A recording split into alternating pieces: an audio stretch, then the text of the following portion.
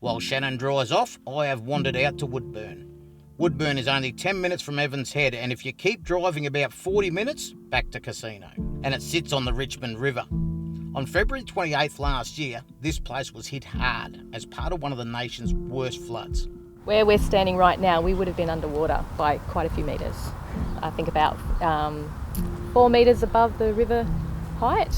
And if you look at the bridge over there, you can see where it went up to about halfway and people were stranded on there for a good week. Yeah, wow. And running fast? Very fast.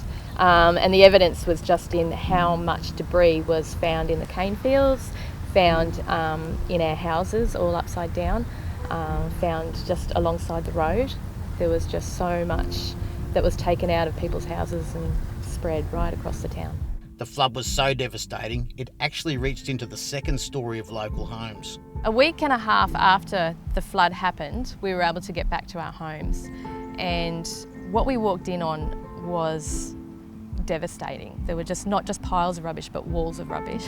This is our newsagents. It never came back. So now Is it going to come back? No, I don't think so. No plans, yeah. Okay. Well, now the lotto gets sold here at the cafe.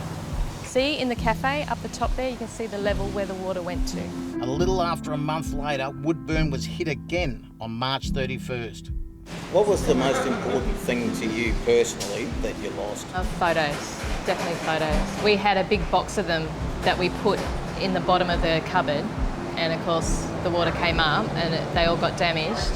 That was the thing. We had photos from when my first son was a baby that I've only just managed to save. They're all damaged, but at least we've got those. He looks different now, He does. In my mind, he's still a baby. Mummy's boy? Yeah. But they don't tell you you love that. Suddenly, you've had a whole area looking for builders and we're talking carpenters, plasterers, cabinet makers. It's a beautiful place. Great coffee. Yeah, great coffee. I'm pinging. I could tell. I could thread a sewing machine needle now while it's running. With your teeth.